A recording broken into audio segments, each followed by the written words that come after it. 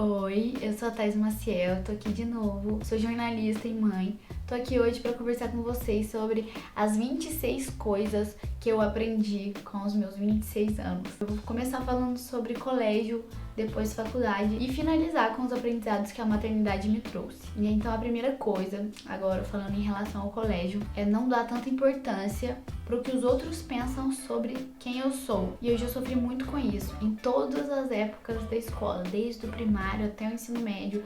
Eu tinha muito problema em se eu tava fazendo as coisas que aquelas pessoas julgavam certo ou que elas esperavam que eu fizesse. E claro, a gente aceitar uma crítica, uma sugestão em relação a algum comportamento seu é muito válido, mas a maioria das pessoas, assim, na escola e colégio, eles simplesmente são incisivos demais, né? Assim, até maldosos, porque eles me faziam acreditar que a minha espontaneidade era completamente errada, que eu não deveria ser assim, que eu deveria ser menos. E diminuíam sempre quando eu me expressava verdadeiramente. Claro que a gente amadurece naturalmente, e não aceitar julgamentos desnecessários que não construíram nada na minha personalidade, não agregaram nada pra minha vida, é libertador. A segunda coisa é aceitar que eu sou burra. Sim, isso é nada mais do que ter humildade para aprender as coisas, aprender o que eu não sei. Reconhecer que eu preciso sim me dedicar mais em algum aspecto, em alguma matéria. Eu só preciso ter humildade em aceitar que eu preciso me esforçar mais e não me sentir mal. No meu caso era matemática e física. Eu nunca fui boa nessas matérias e eu precisava de cola para passar. Sempre fui assim,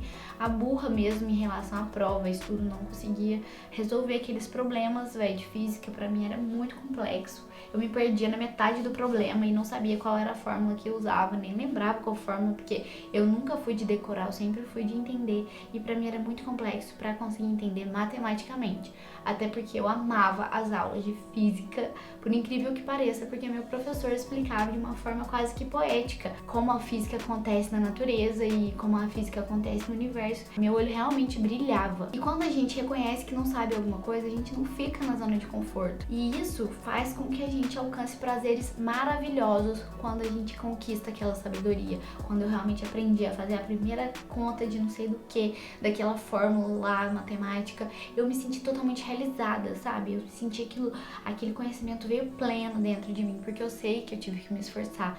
E aquilo lá foi mérito só meu, porque ninguém, além de mim, pode se esforçar para que aquele conhecimento só pertença à minha bagagem. Nos respeitar e respeitar nosso processo, sabe? É o mais importante. Terceira coisa, acreditar no tempo de tudo. Aquela imaturidade, ela gera uma ansiedade do que a gente ainda não viveu, do que a gente quer viver, o que a vida vai mostrar pra mim. Tudo tem um momento certo pra acontecer e não é à toa. Tipo, meu pai me proibia de ir pra muitas festas, não podia sair na rua, tinha horário pra voltar pra casa depois da catequese, eu só podia ficar meia hora na rua. Mas isso foi o que mais fez com que eu realmente aproveitasse da forma mais plena de todas, quando eu pude vivenciar aquelas coisas, vivenciar as baladinhas, as festinhas, as primeiras bebidas. Eu só consegui tirar todo o proveito porque eu fui privada, entendeu? Porque eu fui retida ali na porta da saída de casa. Quando eu estava pronta, preparada, quando eu tinha mais maturidade e pude aproveitar, eu aproveitei com muito mais felicidade do que talvez se meu pai tivesse deixado tudo que eu quisesse o tempo todo. Talvez não teria tanta graça, entende? A quarta coisa é não criar expectativas sobre relacionamentos ou amizades. Trazer essa responsa pra si. Eu sei que isso é difícil, e ainda mais nesse período do colégio, porque a gente, nossa, cria expectativa, assim. Não criar expectativa evita muito sofrimento, porque é muito melhor ser surpreendido do que decepcionado. E a maioria das vezes que a gente cria expectativa, é muito difícil que aquela situação supere as suas expectativas. Então, provavelmente, você vai se decepcionar, mesmo que não seja tão ruim, entende? A quinta coisa é não depender de ninguém pra fazer o que você quer. Ter coragem, sabe, de fazer o que você tem vontade, sem a necessidade de ter um chaveirinho, sabe, que você carrega, assim, tipo, do ladinho, assim. A necessidade de ter alguém te apoiando pra estar junto e tal. Vou dar um exemplo. Primeira vez que eu dei um beijo na vida, eu levei uma amiga minha de mão dada comigo pra dar beijo. Então, tipo assim, imagina, isso já é a prova de que eu não tive coragem de ir sozinha. Outra coisa, se eu ia encontrar com algum menino que eu tava ficando, eu sempre tinha necessidade de chamar uma amiga pra ir com outro casalzinho ou pra estar junto, porque eu sei que isso tudo era timidez ou insegurança, mas tenha coragem de fazer o que você tem vontade e pronto, sabe? Isso é uma crença limitante.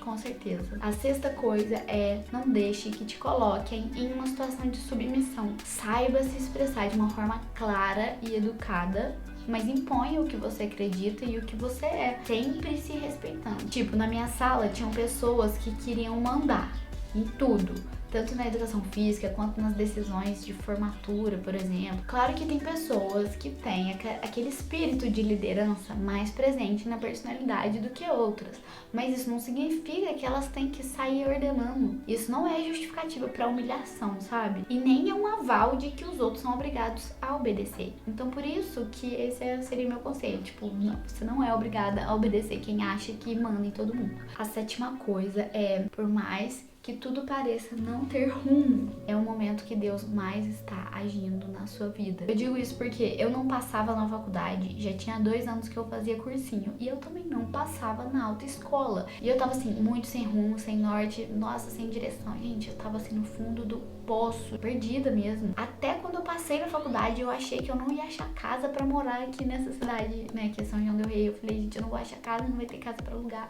De tão insegura, de tão sem rumo, de achar que as coisas não acontecem, sabe? As coisas não têm uma providência maior, sabe? Eu achava que tudo tinha que ser eu que tinha que dar conta, só que, gente, Deus providencia tudo que for necessário, todos os caminhos se encaixam e seu lugar no mundo, ele tá guardado. Eu achava que eu não tinha lugar pra estar no mundo, que eu ia ter que, tipo, sei lá, cavucar um túnel pra conseguir um espaço pra mim, mas Deus provém todos os caminhos quando a gente se abre, quando a gente confia. Então calma o seu coração, que mesmo no caos, tudo se encaixou da forma mais perfeita possível. Eu estudei no lugar certo, morei com as pessoas certas, fui acolhida no momento certo, no curso que eu precisava para aprender a me expressar melhor, que era uma coisa que eu tinha deficitária, mesmo tendo muitos pensamentos legais, eu nunca soube me expressar de uma forma clara antes de ter feito esse curso de jornalismo, que é comunicação social. E cada pessoa que eu conheci nessa trajetória foi muito importante. É igual aquela frase: Deus escreve certo por linhas tortas, mesmo que a gente não entenda essas torturas de linhas, véi, tá tudo certo. A oitava coisa agora é sobre faculdade mesmo, né, que daí foi esse processo de transição da minha vida.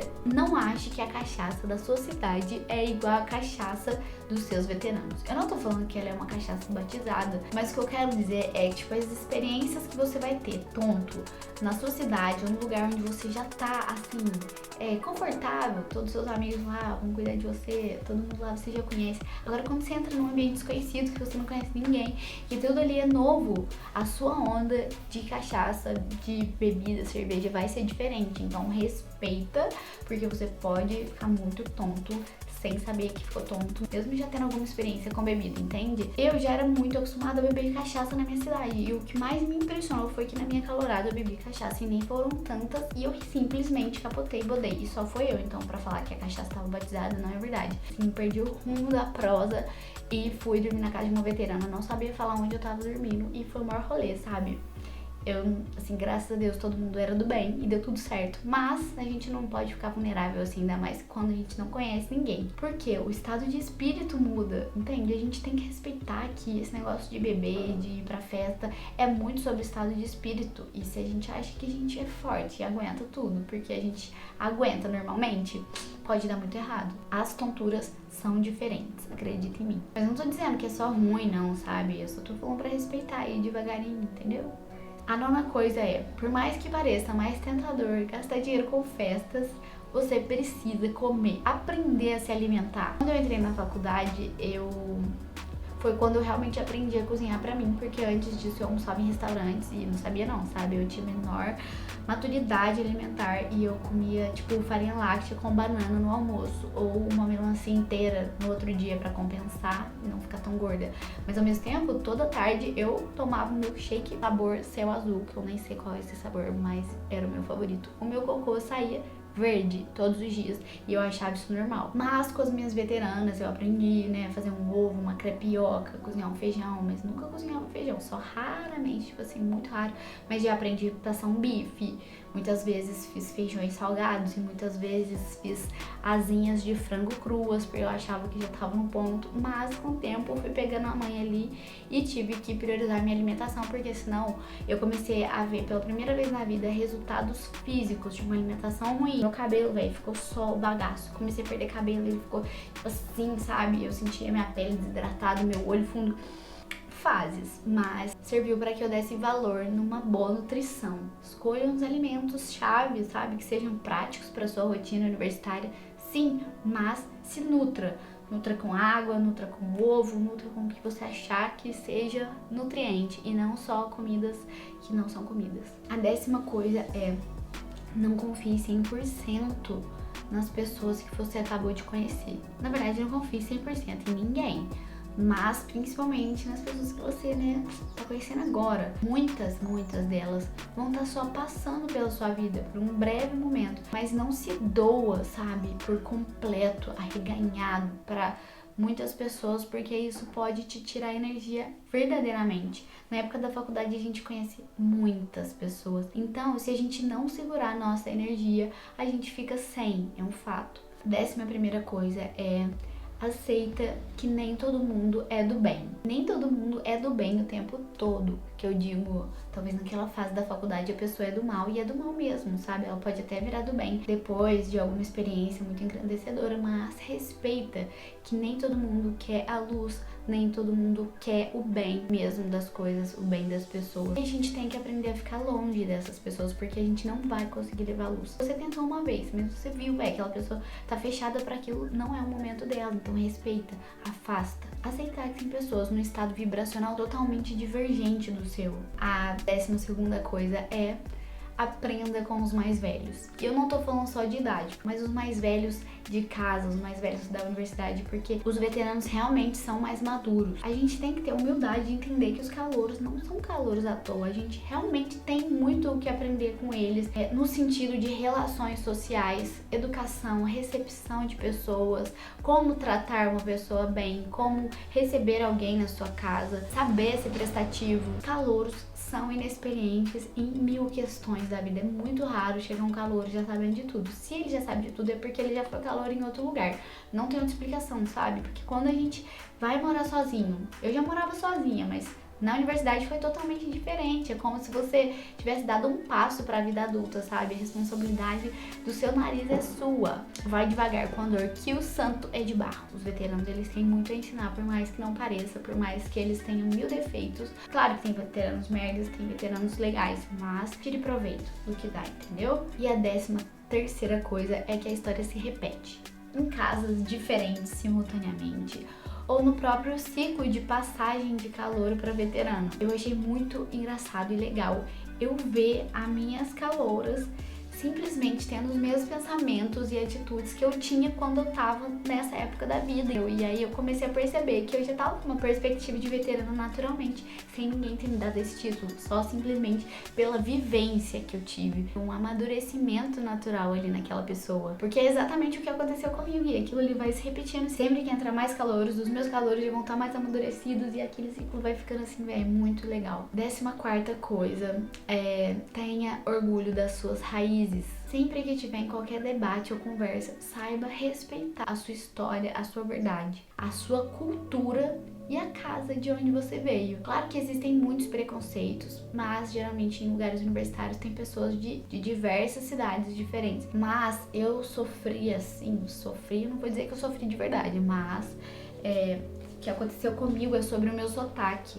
Muitas pessoas acham que o sotaque que fala porteira é mais bonito do que o que fala porteira, que é o meu sotaque. Mas eu nunca mudei e nem nunca vou mudar, porque isso é um contexto cultural meu, que não tem nada de errado, só é diferente. Lembre de uma frase: ninguém apaga minha luz, por isso que ela é minha. Então ninguém vai tirar o meu sotaque, por isso que ele é meu. A Thaís, às vezes, vem fazer a barba aqui em casa com a Bárbara. Tipo assim, na mesma frase, cara, eu vou me distrair essa frase, mas na mesma frase você fala 3 sotaques diferentes, querendo se mudar, porque você não tá sendo você, sabe?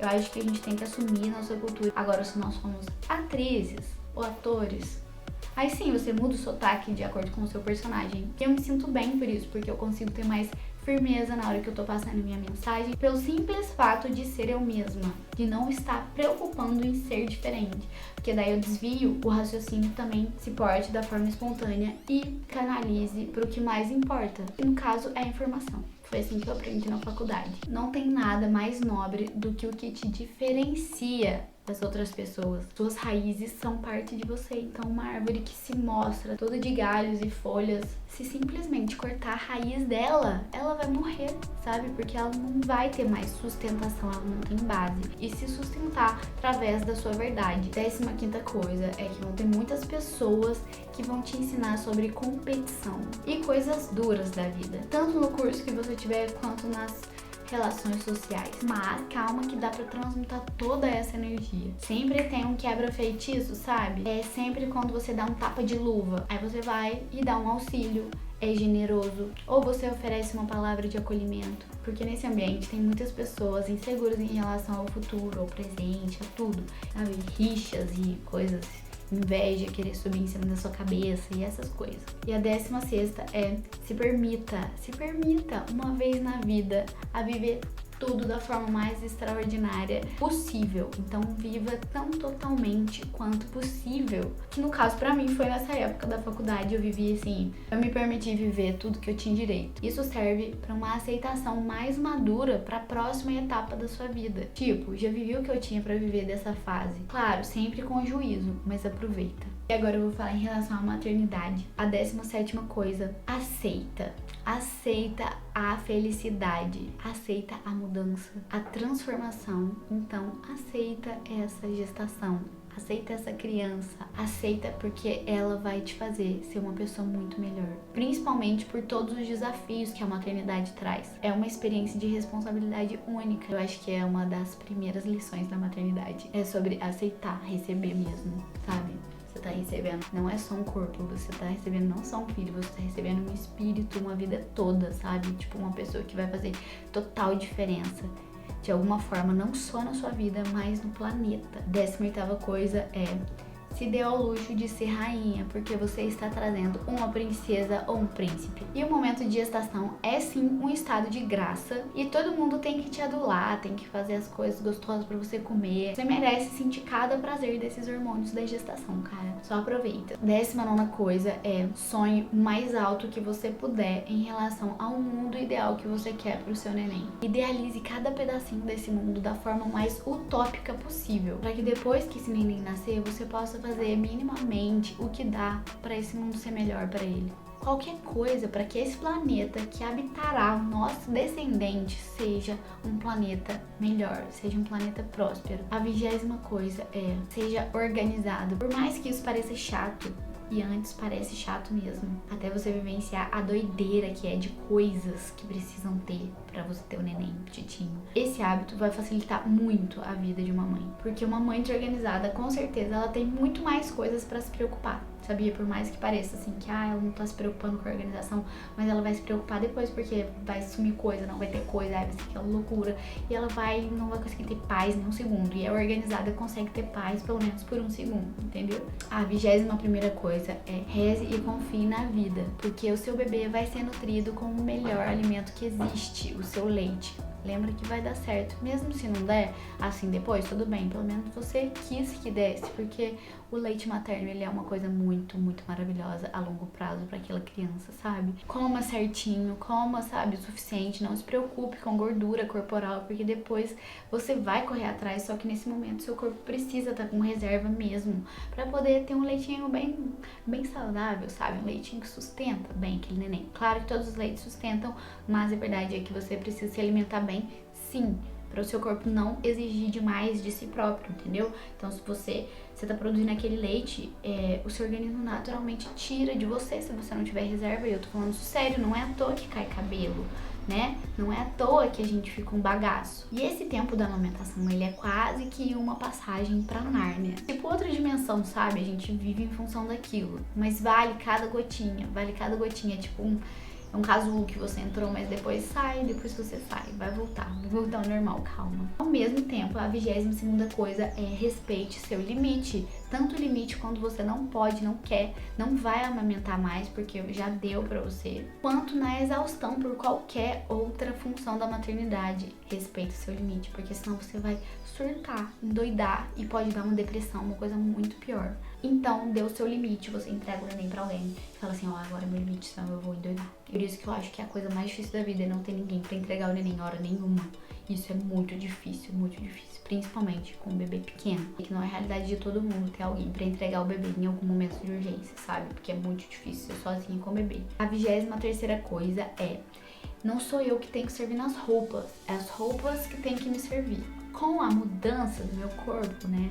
Eu engordei 25 quilos, depois eu emagreci um pouco, depois eu emagreci tudo, agora já engordei de novo. Eu vi a necessidade de respeitar cada processo desse que eu vivi, que esse corpo trouxe, a minha filha. Tem que honrar isso, sabe? Toda a história pra ele ter trazido uma pessoa. Então o processo dele tem que ser respeitado. Não é ficar querendo caber naquela calça jeans com a cintura super fina sua antes da gestação. Cara, eu nunca mais coube nas minhas calças jeans, cintura finíssima, porque simplesmente eu larguei. E é isso, sem cobrança, sabe? Só honrando minha história. Então, se a roupa não serve no seu corpo, o problema é dela, entendeu? A gente que arrume outra roupa que sirva e caiba lindamente no seu corpo novo, no seu corpo diferente. 24ª coisa é que o barato vai sair caro. Em relação à roupa minha, roupas do bebê, bijuteria, coisas de maquiagem, tudo que for de qualidade ruim ou vai fazer mal pra você, ou você não vai usar, ou vai estragar muito rapidamente, não vai ser seu favorito, aí você não vai usar. É muito melhor ter menos coisas com qualidade superior do que mais coisas de qualidade inferior. 25ª coisa, o sono. Ele é prejudicado, sim, principalmente no primeiro ano daquela criança, pelo menos foi o meu caso. Mas lembra que aquele neném vai virar criança rapidinho e não vai querer saber de você mais. E você vai ficar lá vendo sua série, dormindo o dia inteirinho e pensando naquela criança, no que ela tá fazendo, no que ela tá aprontando. Ai meu Deus, que saudade, ai meu filho, ai isso e aquilo, entendeu? O sono é difícil, ele vai passar, mas quando eles virarem adolescentes, vai voltar a ser difícil de novo, mesmo eles não intrometendo em nada, mesmo eles não te cutucando, não pulando em cima de você e não mamando no seu peito mais. 26ª coisa é em relação ao amor. Eu sei que tem muitas pessoas que se suprem de amor mesmo não sendo mães e eu respeito totalmente, mas pra mim essa foi a maior experiência de amor que eu já tive. A verdadeira felicidade pra mim sempre vai estar no momento presente em que eu estiver aproveitando a minha filha, a companhia da minha pedrinha preciosa Jade. Porque agora eu na minha rotina, ela na dela, a gente tá tendo tantos momentos de qualidade juntas que faz transcender tudo que eu já vivi e simplesmente ser a melhor coisa, o melhor momento e conseguir viver o presente todinho por ela. Aproveitar o agora, sabe? O que tá na sua mão aí, sempre. Isso faz muita diferença pra toda a trajetória, porque o que mais importa na vida não é o topo e nem a caminhada, são as companhias. E as companhias, elas fazem a caminhada ser mais curta e o topo ser mais legal. Com toda certeza é isso. Essas foram as 26 coisas que eu aprendi com os meus 26 anos. Espero que vocês tenham gostado. Fiz com muito carinho essa seleção. Se inscreve no canal pra gente continuar com essa conversa legal, com essa troca de auxílio, de experiências. Comente aqui alguma sugestão de vídeo e o que você aprendeu com a sua idade. Beijo e até o próximo vídeo.